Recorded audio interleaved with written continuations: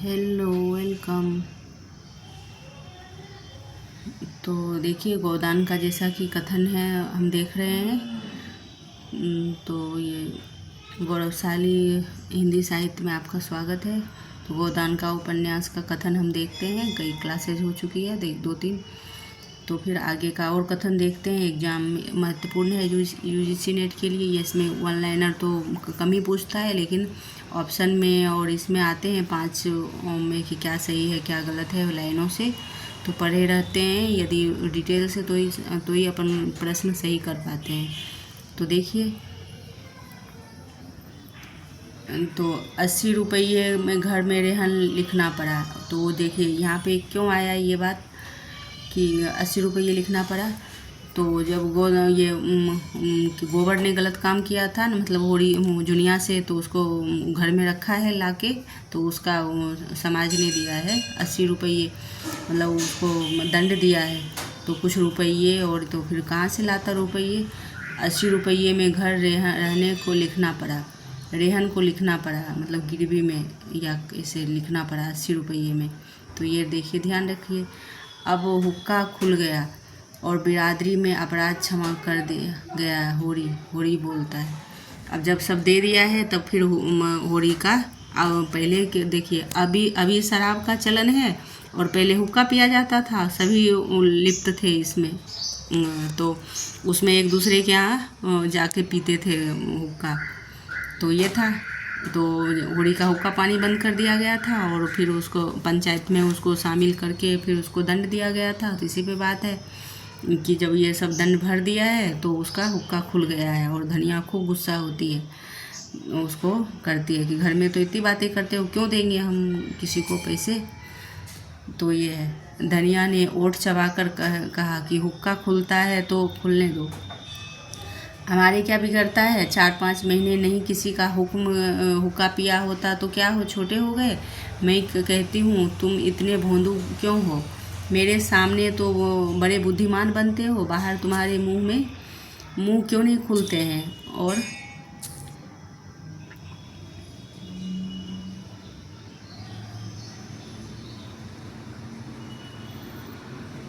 और घर में ऐसा करते हो कि ले दे के बाप दादों के निशानी एक घर बचा रहा था, आज तुमने उसका भी 12 न्यारा कर दिया। तो जैसे कि ये कथन एक जगह और 12 न्यारा का है, और यहाँ आए कि आज तुम्हारे उसका भी 12 न्यारा कर दिया। तो ये तो 12 न्यारा तो आएगा ये यहाँ से। तुमने भोंदू क्यों हो, मेरे सामने बड़े बुद्धिमान बनते हो, ये बंद। तुम्हारा मुंह क्यों बंद हो जाता है। ले दे के बाप दादों की निशानी, ये यहाँ से आएगा। ले दे के बाप दादों की निशानी रहा तो आज तुमने उसकी 12 न्यारा कर दिया इस तरह। तो ये धनिया बोलती है। एक 12 न्यारा दूसरी जगह भी है तो बताएंगे। इसी तरह कल 3-4 बीघे ज़मीन और इससे भी लिख देना, गली गली भीख मांगना। अब जो थोड़ा, ये पहले तो घर पे लिख दिया है, अब वो 3-4 बीघे ज़मीन है वो भी लिख देना, तो गली गली भीख मांगेंगे। वो धनिया बोलती है, रूखा बोलती है लेकिन सत्य बोलती है। और कुछ ऐसे किस्म के लोग होते हैं कि समाज को बना के रखने चाहते हैं तो अपना नुकसान करते हैं। तो वही होरी उस टाइप का है। घर में तो वो धनिया बोलती है तो उसको मारता है, और बाहर जो बोलता है सब, और उसमें हाँ में हाँ कर देता है और दंड भुगतता है, और पूरे परिवार दंड भुगतता है। इसके कारण धनिया उत्तेजित हो गई। कौन सा पाप किया है जिसके लिए बिरादरी से डरे। किसी की चोरी की है क्या, किसी का माल काटा है क्या। मेहरिया रख लेना पाप नहीं है, हाँ रख के छोड़ देना पाप है। तो ये देखो, ये कौन, धनिया बोलती है। मेहरिया मतलब वो, मैं क्यों डरूं। वो बोलता है कि तू समाज से डर, ये कर। तो बोला मैं क्यों डरूं और क्यों झुकूं। मेहरिया रख लेना, कोई औरत को रख ले, मतलब गलत काम किया और उसको छोड़ दिया तो वो गलत है ना। रख के छोड़ देना पाप है। तो आदमी का बहुत सीधा होना भी बुरा है। तो ये है, आदमी उसके सीधेपन का फल यही होता है कि कुत्ते मुंह चाटने लगते हैं। आज उधर तुम्हारी वाह हो रही होगी और बिरादरी की जैसी मर्जाद रखी ली, और मेरे भाग फूट गए कि तुम जैसे मर्द पाला पड़ा। ये धनिया बोलती है। तो देखिए, तो बीच से मैं एक कथन तो ये ले आती कि मेहरिया रख लेना, ये है PYQ, ये PYQ है। ये यहाँ तक तो PYQ है, तो कौन कहती है, तो धनिया कहती है।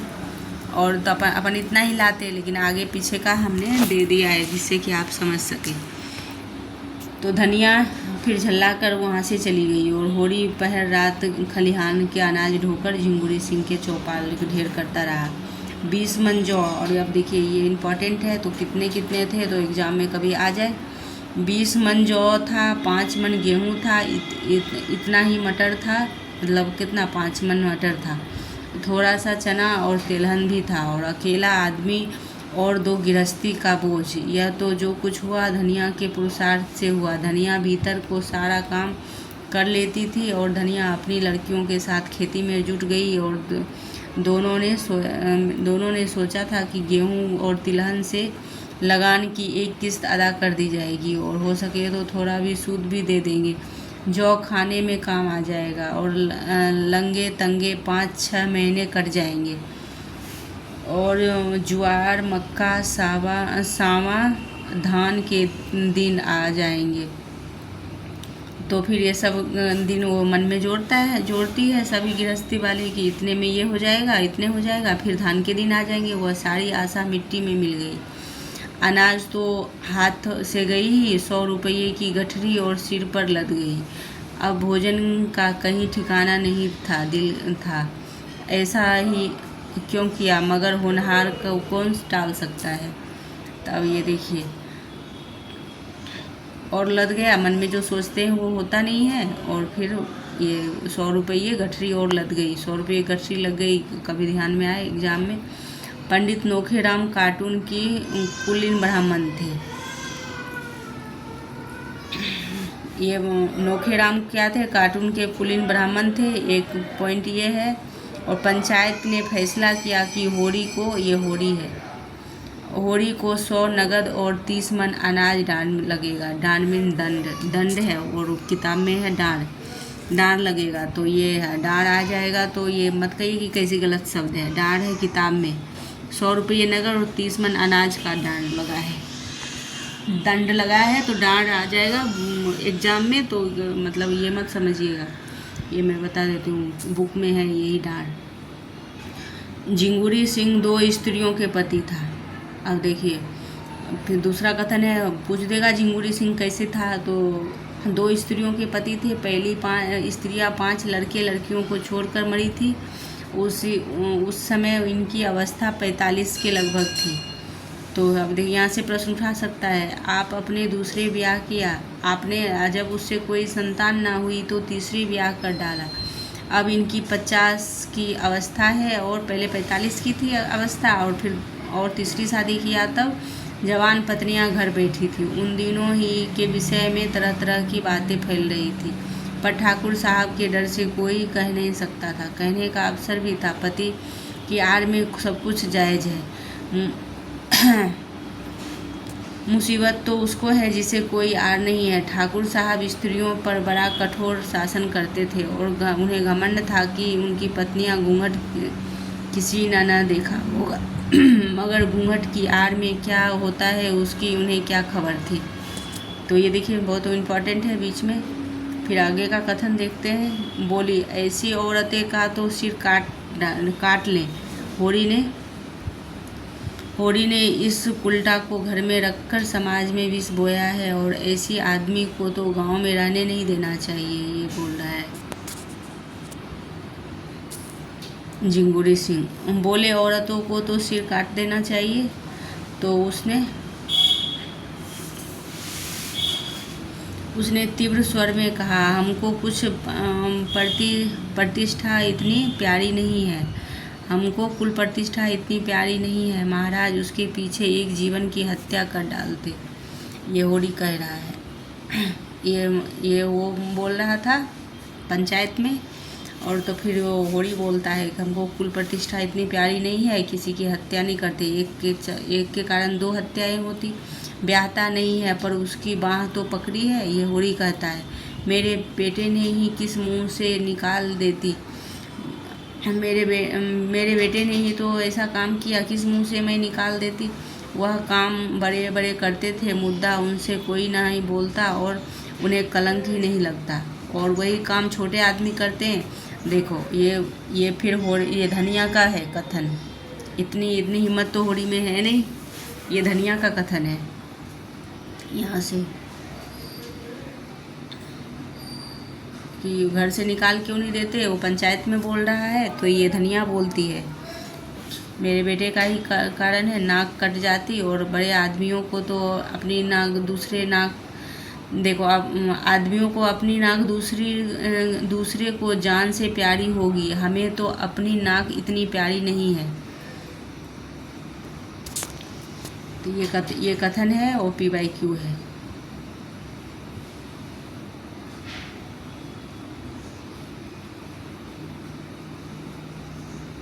ये ब्रश है, PYQ है, ये PYQ है, इसको देखना।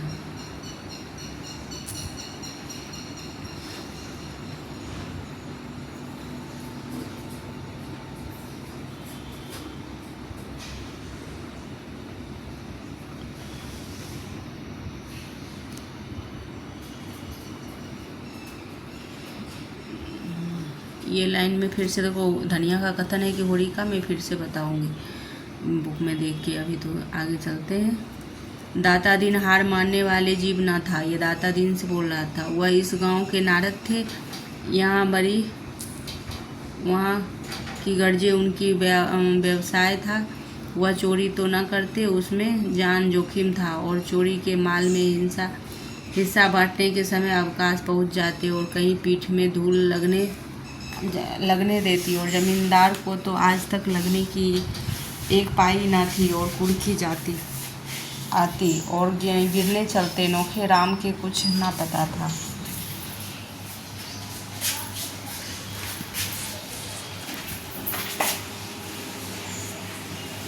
तो इस तरह से कथन है।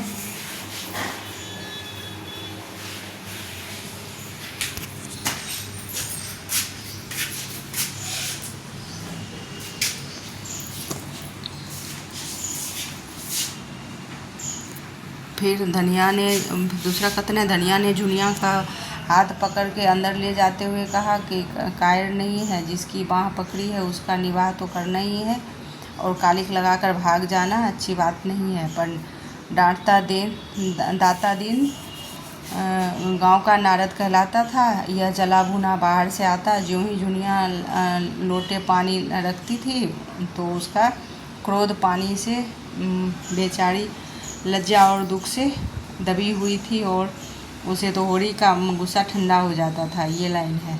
यह बात जला भुना बाहर आता,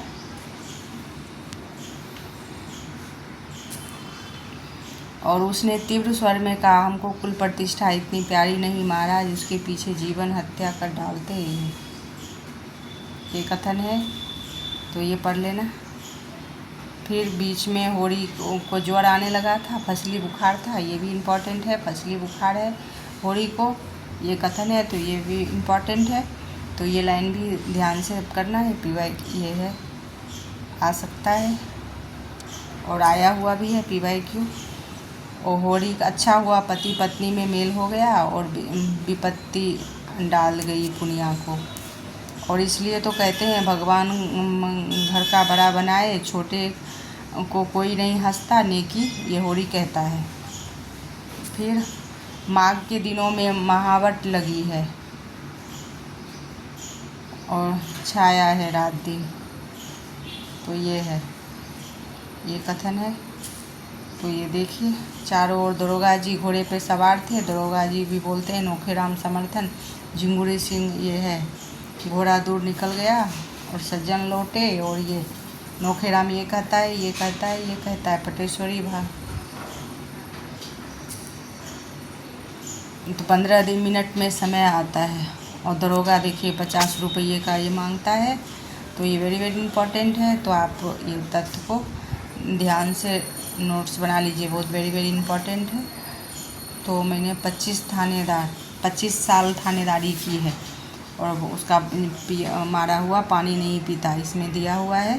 तो ये बहुत इम्पोर्टेंट है, दरोगा बोलता है।